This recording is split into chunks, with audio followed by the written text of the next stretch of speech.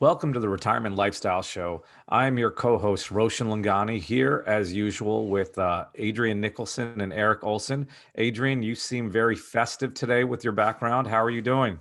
Yeah, I'm doing great, Roshan. For anyone listening, I have my small little Christmas tree up in the background, and it makes it even more perfect because right now it's snowing outside. So Is it I'm really? really, yeah, it is. So I'm really feeling the holiday spirit. It actually took a lot to get this small little tree up. You can't tell right now, but I have like two couch cushions kind of holding it up right now.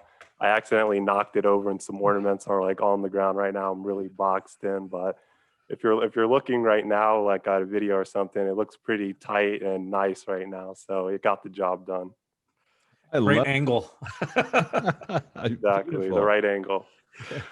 Since we've gone to YouTube now, we just have to stage a little more carefully than before. That's good. And to our YouTube viewers, I want to apologize. I'm looking super cash today. I am moving, so I'm not dressing up here this week. It's just getting boxes and furniture from one place to another. So, by the way, I had a conversation with one of my clients about this, and I offered the choice of listening to the podcast or watching the YouTube.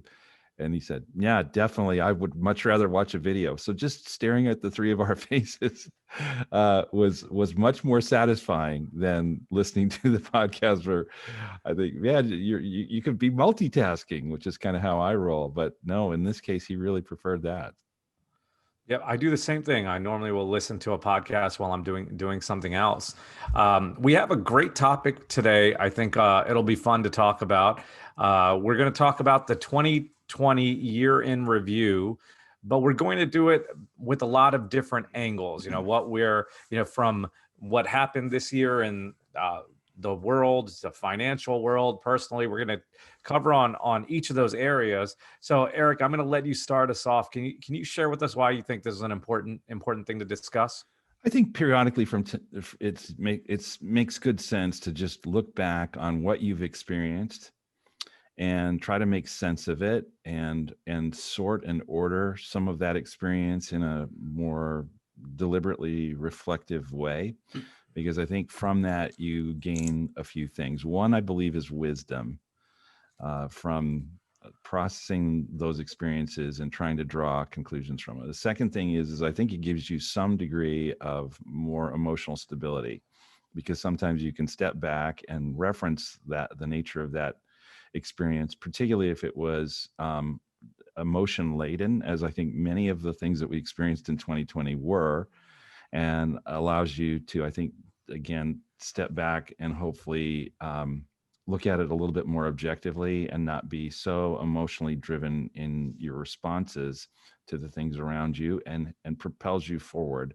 And the final thing is just on those emotions. I think in some ways, if there is another emotional element to it, it can make you happier to think and look at, because sometimes it's easy to become preoccupied with the things that are not going well or haven't gone well, and instead of focusing on some of the things that have gone exceedingly well, and to reflect on those and take comfort and joy in those as well. Yeah, I agree. And this year is one of those years where I know for some people, I'll talk to more anecdotally. It's for some people, it's definitely tough to find some of those good things. So I think we're happy to look at it, look deeper with you to try to find them. And for others, there are definitely good things that have happened that are easier to think about or talk about at the beginning. So uh, I'm actually going to start us off with one thing that stood out for me that lines up really well. This will be our first full calendar year of a podcast, Mm. and Wow, so that's awesome, Roshan. And it's yeah. so crazy. I was actually thinking about last night that I still haven't met Erik in person. And yet we had a year's worth of podcast episodes and meetings and everything. But it just shows how really technology has advanced over time, where you could have this strong business relationship and create a whole new podcast and never actually meet the person in real life. I think is a really 2020 thing. Well, that's really true. In fact, but I'll tell you, Adrian, the secret is I'm a little reluctant to meet you because you're so tall. I'm going to suddenly feel, because usually I'm taller than most people. And now I think if I stand next to you, I'm just going to feel really out of my element.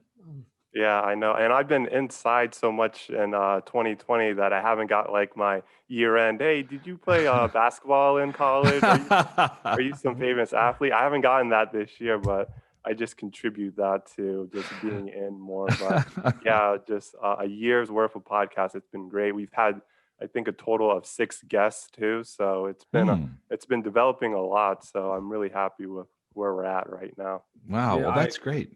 I agree. And Adrian, when you said that you haven't got the enough asks of "Are you a famous athlete?" questions, I haven't gotten one yet in my lifetime, so I wouldn't mind.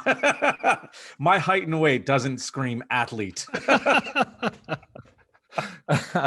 Famous one. That's great. What a problem, Adrian. What a problem that is. Yes.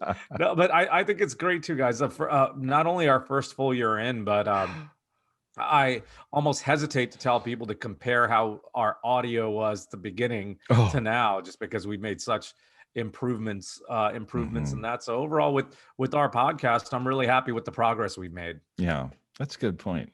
I hadn't thought about that. That's really a good point.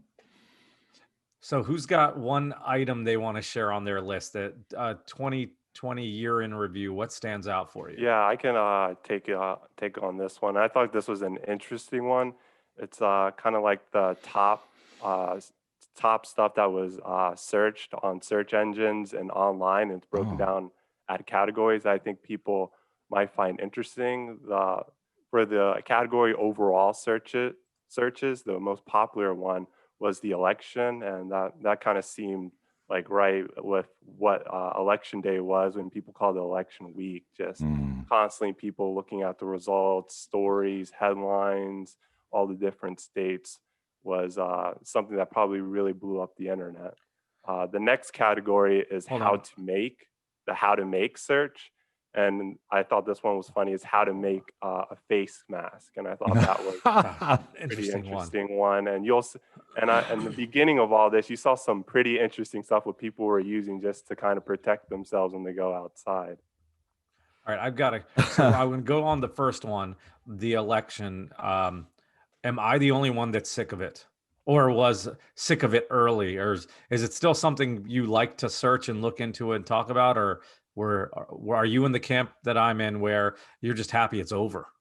Yeah, it was just that week, I guess, where I was kind of like really into it. But then after that, it's just kind of got a little bit tired. And I was kind of, like you said, Roshan, getting a little bit tired of like the constant stories, the constant like headlines popping up, where I kind of wish it was just compact into that one day and it was said and done. What do you think, Eric?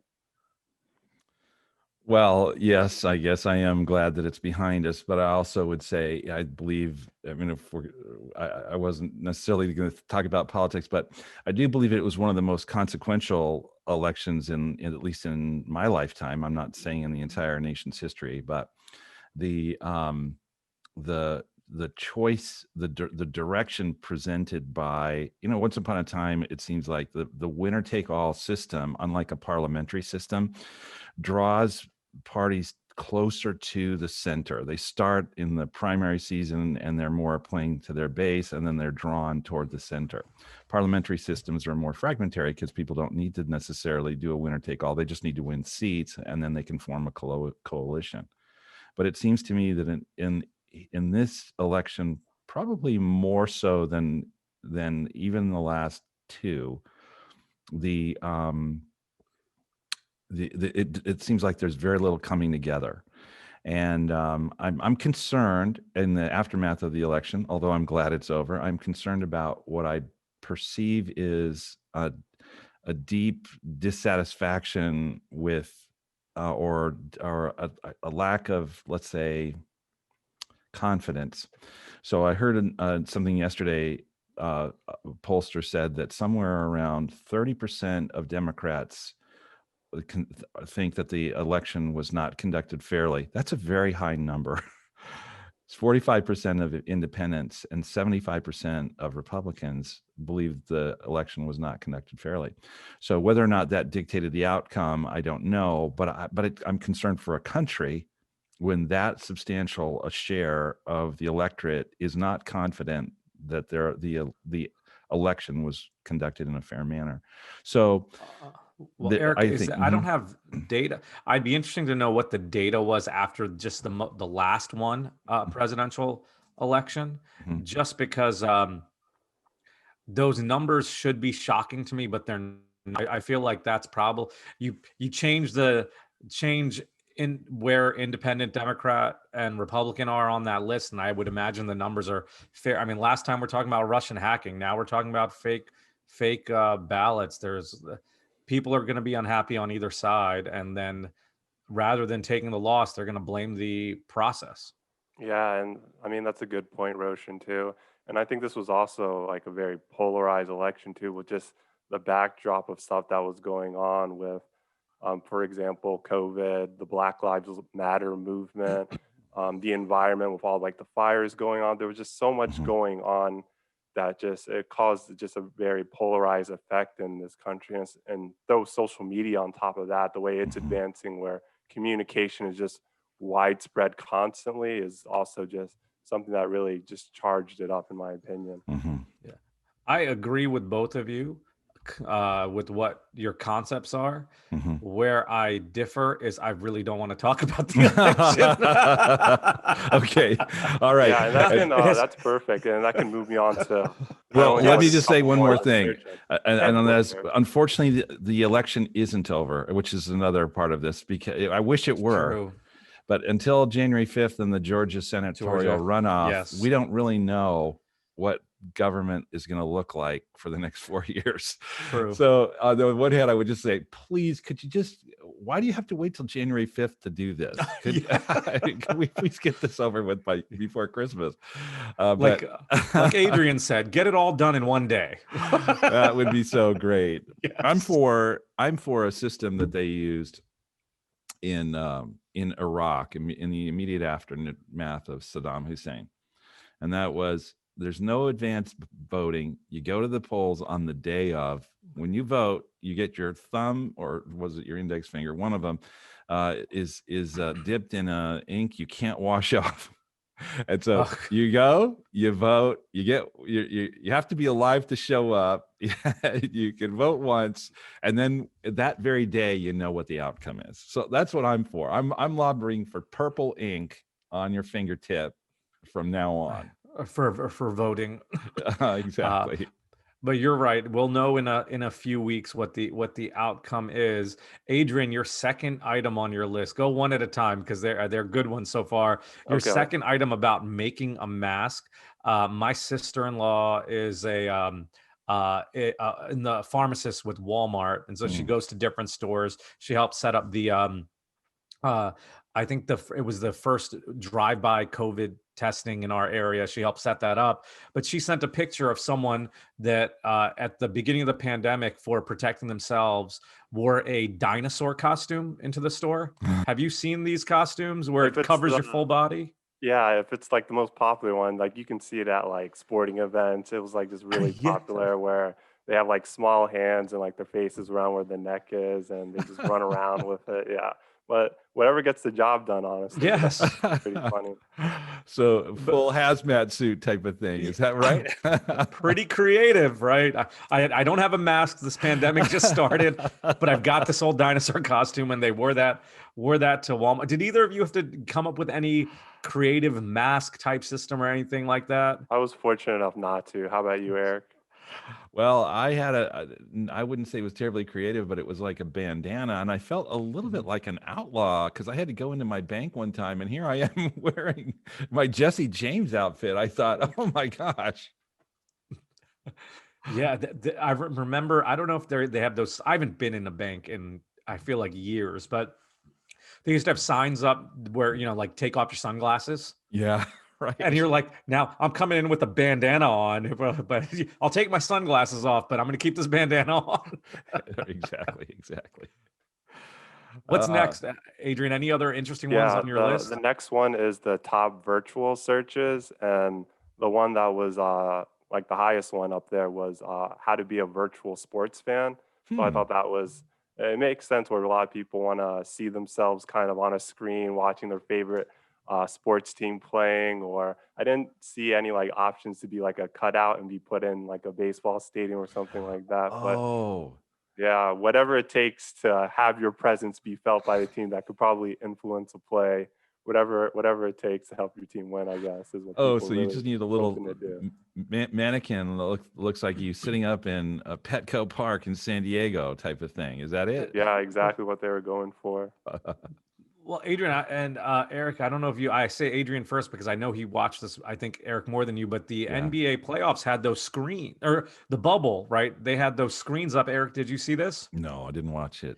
I don't know how you as a fan end up on the screen. They kept showing like one of the beer companies were saying go to our site and you might be on, but I don't Hmm. know if you could actually buy tickets, Hmm. but you would be on video like we are, and you would be in the arena. They had seats, quote unquote seats with screens on them, and then it would just be you watching the game. So they actually did have that in the NBA, not a cutout, you actually there. Yeah, Hmm. and when they would cut to commercial, they'll just show all their fans in the homes like clapping and cheering. I think it was just a really creative way just to kind of get fans to, even though they're not there, just kind of experience an atmosphere, showing the fan base. I thought that was just a really good step in the right direction. Hmm. And for DC sports fans, basketball in particular, we have Russell Westbrook now. So personally, I'm happy about that. I think it's an upgrade. Although John Wall did look pretty good, or is looking pretty good in the preseason. Yeah, exciting. I'm hoping it's a playoff team this year, but I'm really excited to watch the games. Yeah, and on the other side of people are saying, well, it's 2020, sort of like what's going on that as an excuse. And I, as a Washington football team fan, at least I have been. They just make me so angry now. It feels like getting in the playoffs with potentially 6 or 7 wins is falls into that. Oh, this is 2020 and type of category. Hmm.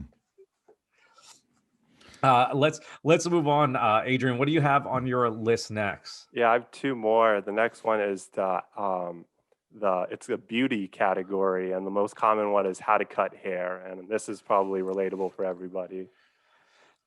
Definitely is. I was talking to someone yesterday who said uh, they read an article or saw an interview where George Clooney says he's been using the Flowbee for years. I know we mentioned that on I've never our. heard what's a Flowbee. Oh, I Oh thought we man, it's mentioned the that on. best. It So is it's a hair cutter. There was blades that are, electrically powered, and they're just going back and forth, back and forth, back and forth. hold on, Eric. They connect to your vacuum. Don't forget Right, that. exactly. So that then there's an extension that measures, judges, that determines the length of the hair that will not be sucked up toward those blades, and then there's a vacuum on the other end. So the vacuum sucks the hair up to the blades, and then it cuts it off precisely at that length. It's amazing. You can do it any length almost.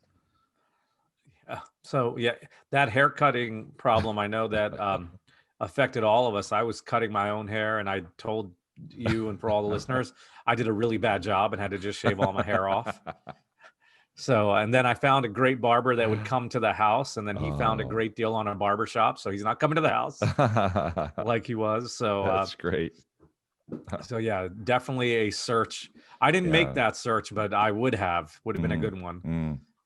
After I messed up everyone's hair, my searches were mobile barber as opposed to how to cut your own hair. Yeah.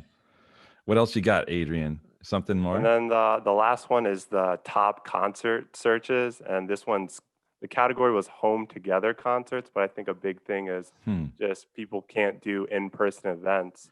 So just trying to bring those in-person events that you love doing during a normal year and just bringing it to the home was something Hmm. really popular that people were looking for this year. Hmm. Hmm. Did either of you do any of those at home concerts or events? I No. did No. one, but it was kind of like a streaming one where a bunch of DJs would just like go on for a certain amount of time and play like their new music, and then on the side would be kind of like a chat bar where all the fans can just like type and kind of interact with them. That was That was a pretty popular one. Yeah. Do you remember what that one was called?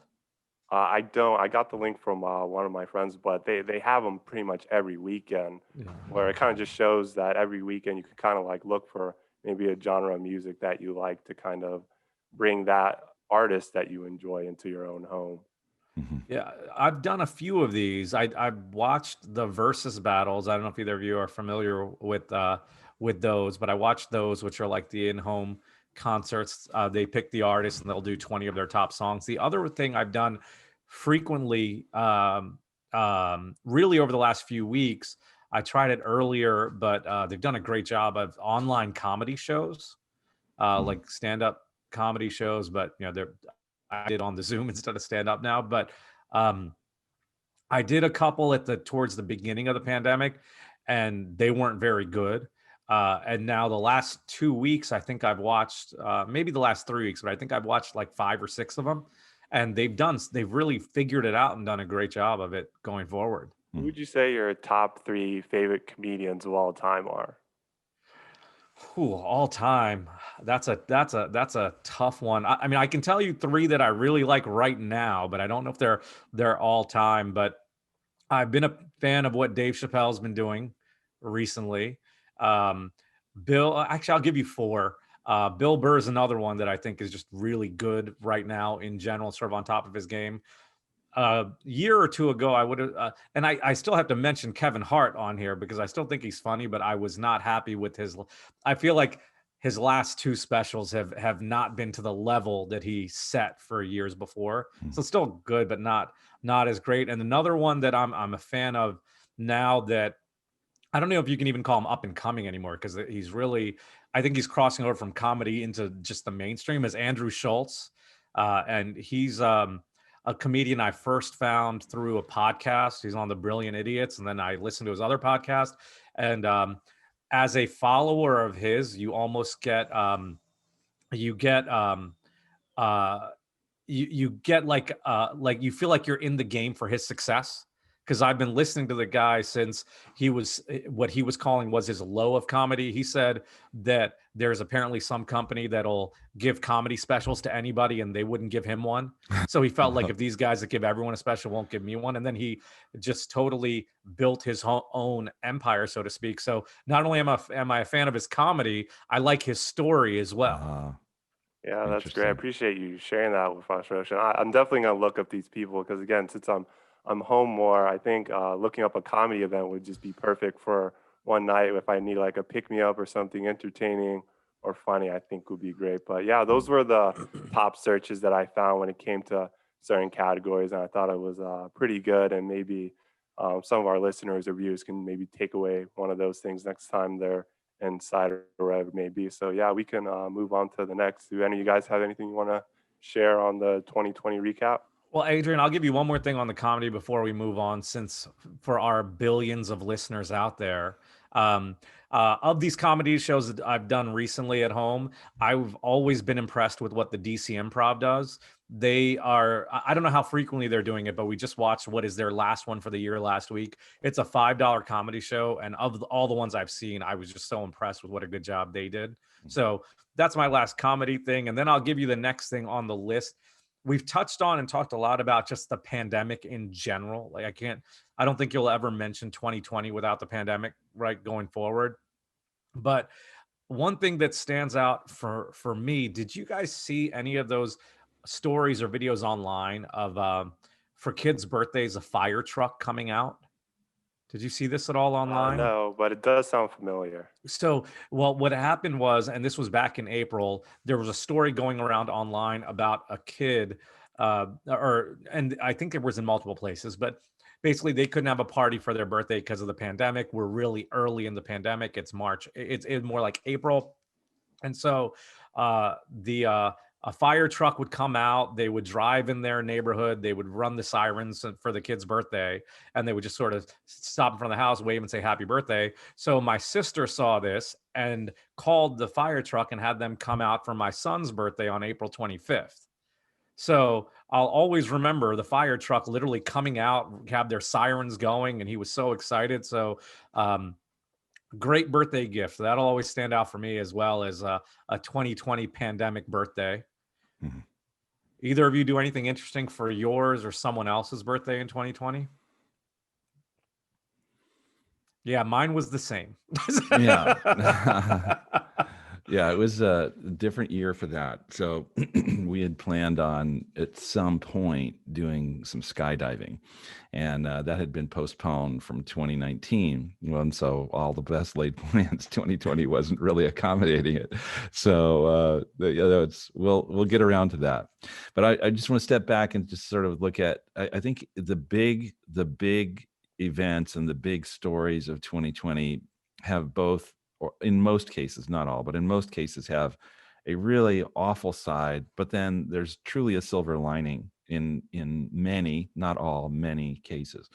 So the COVID pandemic is obviously a horrible thing, and the death that's precipitated is one measure of that horror, but another is the way in which the lockdown that has accompanied it, and I'm not just talking here in the United States, I'm talking worldwide, has led to a suppression of economic activity. And as a result, a lot of people who are at the margins economically don't have a way to provide for themselves. I think it was in April that the executive director of the World Food Program warned that things were already trending badly in some parts of the world, and now this COVID epidemic, as well as the global slowdown as a result of it, was pushing 130 million people to the brink of starvation. 130 million people. I mean, just if you think about that number, you're talking about a little bit less than 2% of the world's population.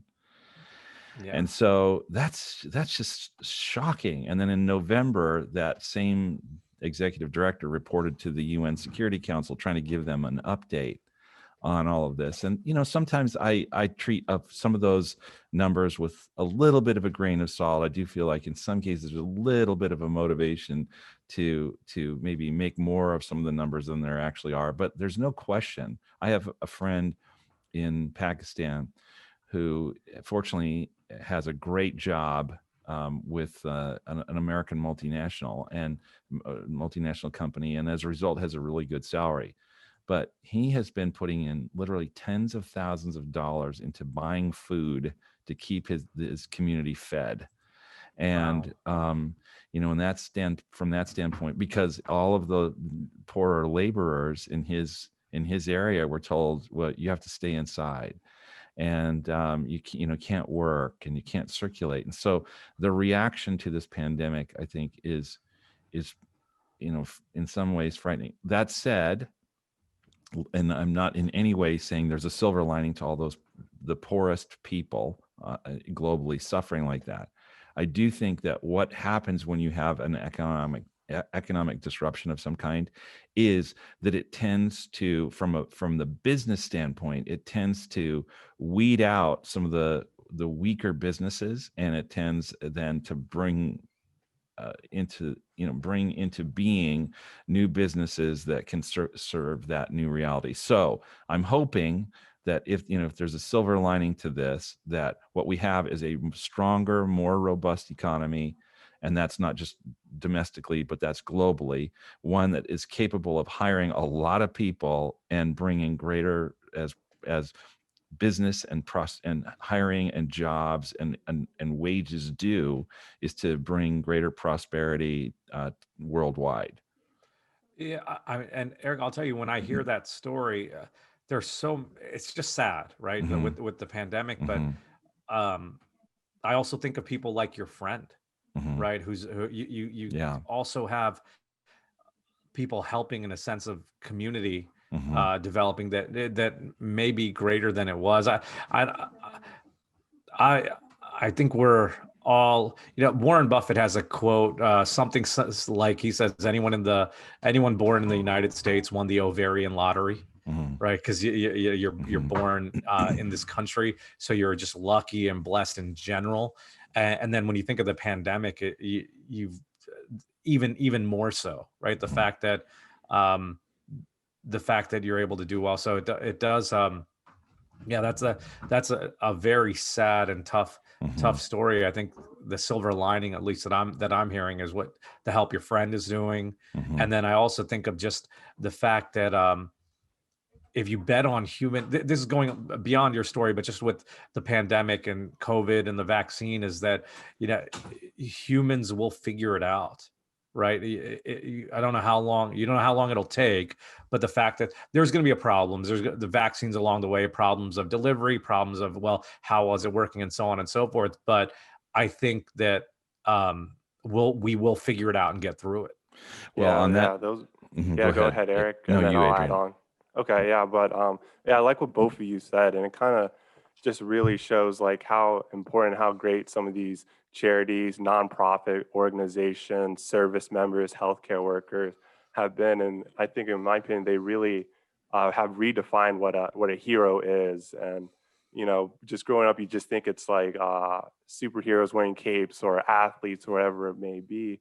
But in a situation when everything's closed down and we don't have those like entertainment or luxuries anymore, you really see the people who are on the front line that are really stepping up, really helping out their community, working these crazy amount of hours just to just keep the world going. I think is extremely important. And on the side of small business too, and just business in general, I think going forward too, something really more important is going to be business continuity plans are now more important than ever, where things shut down. How are we going to keep operations going? What are we going to do to make sure that our clients are still served? And I think that's a big thing as well in the financial service industry, just being able to take hard situations and just being able to perform, and then maybe have some type of continuity, whether it's for your employees, your employers, or the clients that you serve. Mm. As we're talking about these items, I find it interesting that three finance guys for a half hour talking about the year in review don't mention the fastest decline and fastest recovery of the markets I in was history. saving it. Yeah, well, you know as I was thinking about that, I was thinking it also just shows how there was so much going on this year, right? Right. That we are watching the markets every day, and Mhm. the first things we come up with are all really pandemic related stuff, Mhm. right? From masks to vaccines to online concerts. Everything on here was really, we've got this pandemic and how do we cope with it? Mhm.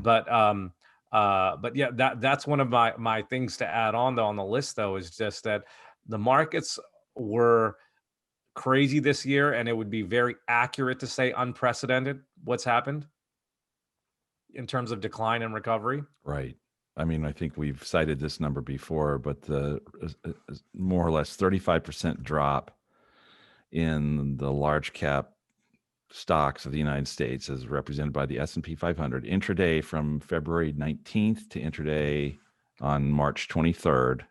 So we're Yes. talking about, what is that? Something like 32 calendar days and maybe 20 to 23 trading days, something like that. To see a 35% drop from intraday high to intraday low is unbelievable and unprecedented. But as you pointed out, so has been this recovery, and that we're ending the year higher than we began it, at least in that index. Not all markets, but so yeah. And small caps in particular, small cap value and mid cap value are having a resurgence now. Yes. That's also shocking, because they've been on the ropes for several years, Yes. and now they're just killing it coming out of the bottoming process in March.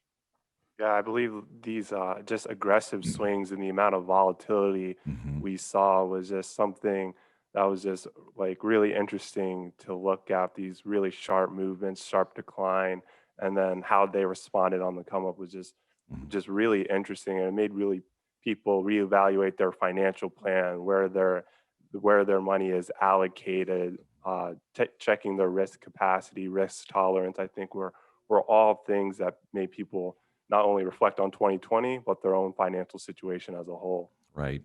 So here's another one I think that's a big story, and that it hasn't completely arrived yet. So we're not appreciating how big a story it is quite yet. But when you think about the process it normally takes to get a vaccine from conception to delivery, it's usually 5 years, sort of as a minimum sort of timetable.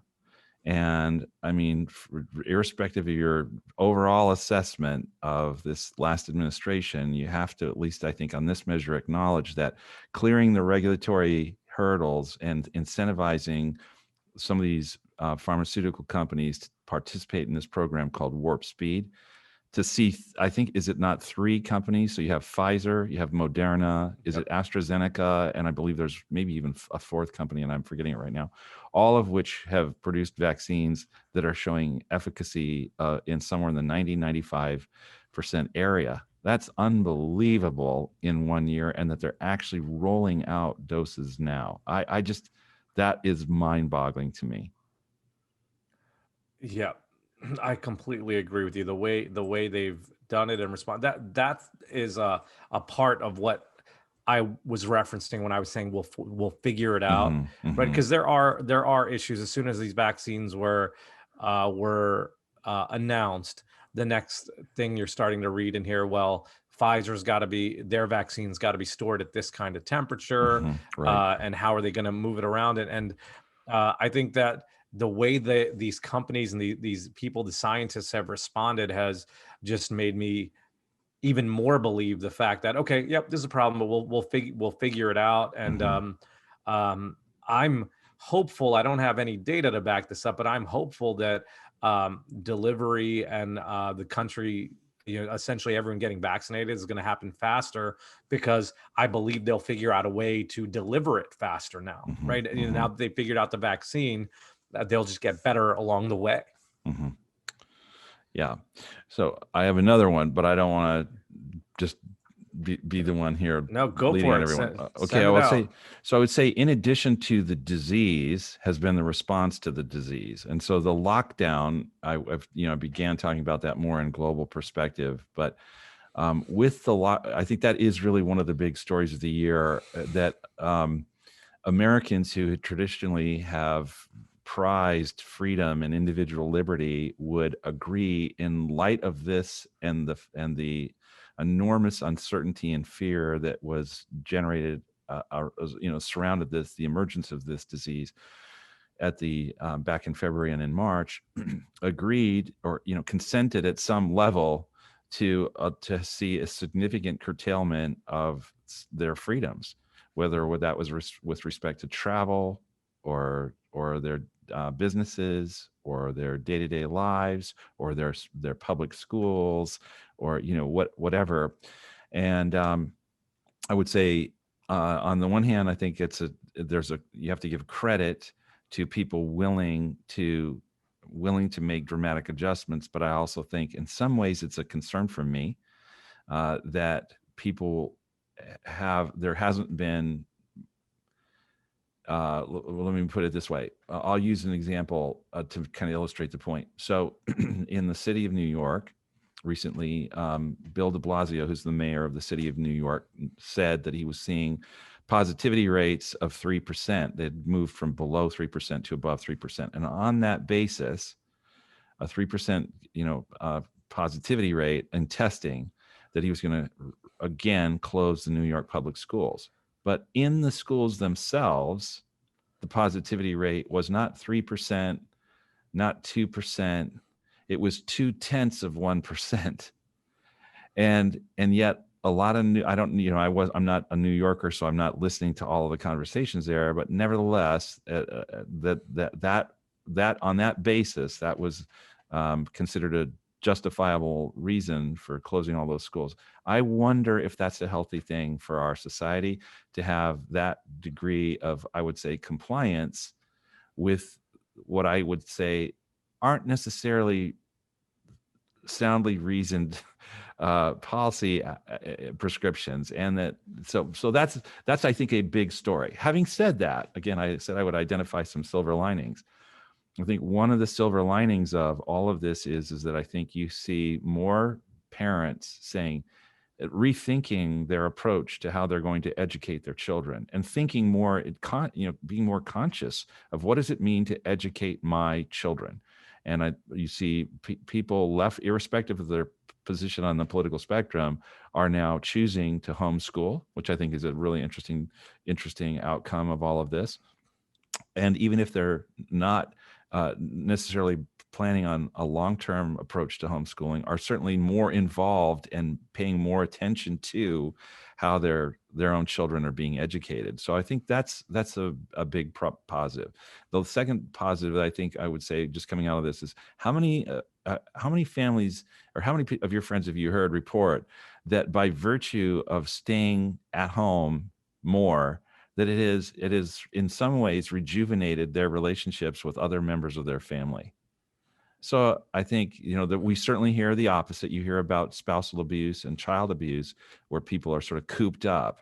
But I would also say, I think you also see a fair number of people reporting that their time bonding together has been a very healthy development for them as families. What do you think about that? Completely agree. For me personally, that bonding time, Mm-hmm. one of my positives on the year is that I have dinner with the family pretty much almost every night, right? Oh, There's a great. random night here or there, but Mm. I would say before, I'd probably miss anywhere from 2 to 3 nights because I'd be at the office, Right. right? So that's Mhm. it's probably more like 2 than 3, but Mhm. either way, personally, I'm in that camp Mhm. that's a positive from this. I like both of those items pointed out. I won't take us down the rabbit hole because I have some different thoughts on yours from the school closings, Mm. but uh, that could be an hour. So Okay. we could go on to the next item on the list. I'll tell you one thing as we're on. I had put that dinner at home thing on my list under sort of a difference with family. I've got another thing that was a surprise for me that I don't think either of you can relate to, but some of our listeners will. I was a little bit surprised that my kids respected the quote unquote office at home. Mm. My home office is a part of the bedroom, and the Mhm. kids do not come in here and bother me during the day. Mhm. Pre-pandemic, I didn't work from home really at all. Yeah, I would Mm. try occasionally, but not much at all. Mhm. And part of the reason was there's just sort of too much madness with 3 kids running around. Yeah. So as a positive surprise to me is that they don't really come up and bother me while they respect the office hours, so to speak. That's great. Yeah. Do you guys have any other I've got any other things you'd want to touch on for the year, and then I've got something that I want to sort of close us out with for going forward. Yeah, I have nothing else, Roshan, but I like your kind of your office setup. For me, I'm a little bit different where I just have to change where I work a lot more every day just to kind of change up the pace. And even with like the podcast too, like I'm adding a tree in the background. I'm just kind of just changing it up. And if I continue doing podcasts like 10 years from now, I hope it's just going to be this like huge grand like holographics here, a changing picture in the background, and just make it blowing up. So I'm really liking the little changes all the time to kind of break up the routine. Yeah, That's that's a great. great point. I think everyone appreciate not only the viewers but just in general. You need to break up the routine sometimes. It's easy to fall into a rut during the pandemic. Yeah, that's true. Well, this will be my last podcast that I'll be recording from Illinois for a while. So next time the backdrop will change, but the cast will remain the same. So, but I would say there's one other major highlight that we should acknowledge about Yeah. 2020, and that is that the Yes. Padres, for the first time in 14 years, made it to the playoffs. There you go. The- yeah, that and you know what, the Redskins will likely, or I need to the Washington football team will likely be hopefully will be in the playoffs this year too. Another couple things that don't happen usually happening during the pandemic. I feel like if we had a full-time editor, I need them to bleep out the fact that I used their old name, right? I can say that anymore. But let me close. Actually, Eric, I'm going to. You have something set up for High Impact Life. If you Right. guys don't mind, I want to flip our order a little bit, and I have Sure. something I want to close us out with after that. So, Yeah. Eric, let me send it over to you to let us Yeah. talk about High Impact Life. Great. So people have thought about we've talked about the High Impact Life as a way of thinking about using your resources, your talent, your skills in a variety, your money in a variety of ways to experience joy by having your life purposefully directed to the benefit of not just yourself and your family, but also to others beyond. And that's through investing, that's through shopping, that's through volunteering or mentoring, or, you name it. But I wanted to point you to a resource that I think is really a wonderful resource for discovering things that are near you. Because, if every second or third week we highlight one thing, well, then over a course of a year, we might get to 15 different ideas or something along those lines, 20 ideas. So I want to point you to a resource where in your state, if you're assuming you're here in the United States, or actually for opportunities outside, if you're really looking for a way to discover an organization, a nonprofit that's doing some really interesting things, and where you could kick in.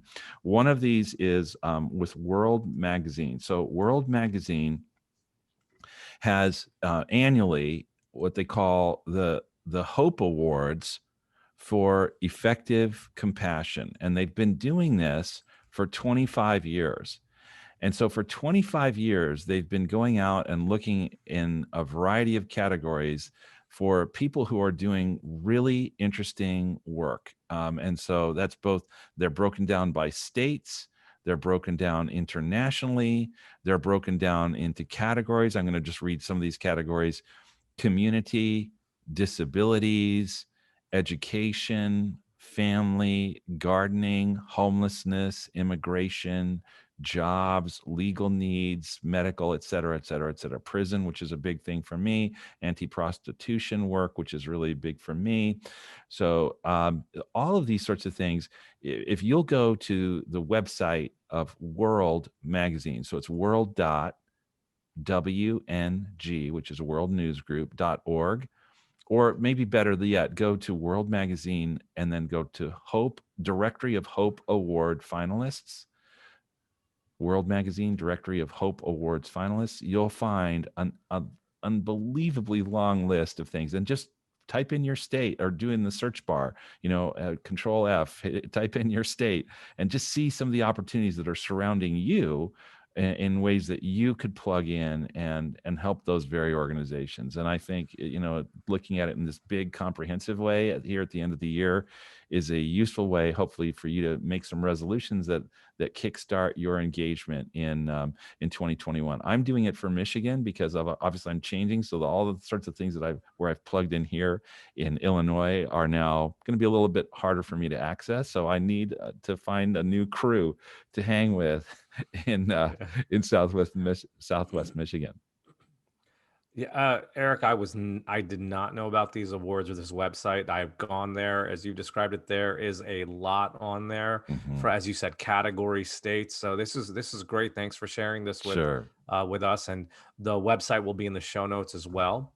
Now, I mentioned I'd had something a little different planned for us to close it out with the 2020 year-end review. I thought it'd be interesting to see, and I'll go first since I'm going to be putting you both on the spot. Oh. Can you think of regular things that you're excited to do, assuming we're back to normal at some point in 2021? I'll give you a couple of what I think are pretty basic stuff, or I used to take for granted. But one is either A, going to the grocery store, or B, not going to the grocery store. And what I mean by both of those is being able to go without a mask on. Like, I remember at the very beginning, I was wiping down carts, wiping down the groceries when I got home, and all of that. And being able to just go in would be nice. And then when I say not going, I say that because My wife used to do almost all the grocery shopping. I would have to pick up one item or two here or there, and I really miss her doing it and not me. So that's one of my basic things, or things we took for granted, that Uh-huh. I'm excited to get back to. Do Uh-huh. either of you have items on that list or things that come to mind when I ask that question? Yeah, I guess my biggest one, I guess it's not like a regular one, but what I'm looking forward to would be homecoming. I think that's going to be like an exciting one. Homecoming was in February, so it was like right before really like the shutdowns really happened. So that was like the last big time I saw like all my friends from school, and we all just got to like hang out, go to like all the old places we loved going when we were in school. So that's like the biggest thing I'm looking forward to, because the last homecoming was by far one of my favorite ones. I was like all over Fairfax, seeing like all my friends. It was just like it was a really good time, and I think that was like one of the motivating things that kind of really helped me through the lockdown. Just that like that I had that one moment where I got to see everybody before it was all shut down. Oh, that was great timing for that, but we didn't know it at the time, right? But that's great. I love what you said. I'm gonna make it an even more sort of take for granted basic one. Just seeing friends within 6 feet without masks on, right, indoors. That would be fun, or maybe even at a restaurant or a bar. But I completely agree with you, Adrian, on that one. Seeing people again would be nice. Eric, do you have anything small that you would like to get back or are looking forward to? Yeah, I would say it's that so whole let's take the masks off. Let's get back to giving each other a hug, or a Yeah. bro hug, as the case might be. Adrian, I can't wait to get to DC and get my first bro hug with you, man. That's gonna be Yeah, awesome. we have to learn a handshake, Eric. Okay, that'd be cool. I love Yeah. that. But I also think, just social interaction generally has been so truncated. People, I think, do act a little bit differently when their masks are on, and so to get the masks off and get back to interacting with people, and probably the in addition to my daughters and my son-in-law, the two that I'm really most eager to interact with are my two granddaughters, because it's been a while, and when you're that small and you're that far, that limited in your interaction with them, there's a lot of life that's passing for them pretty rapidly at this young age. And so I definitely Yeah. want to make sure we kickstart that. Yeah, that'll be great. So, gentlemen, to a uh, better 2021 than 2020, even though I think, though there was a tough year, there are definitely things that Yeah. went well and we can't complain about, like our first year of our first calendar year, as I should say, of our podcast. So, to all of our listeners, thank you for joining us for our year in review. We will have some good stuff for you next year. This has been the Retirement Lifestyle Show. Oh, I forgot to mention, please like, subscribe, tell your friends, give us 5 stars, and we will be back to you next week on the Retirement Lifestyle Show.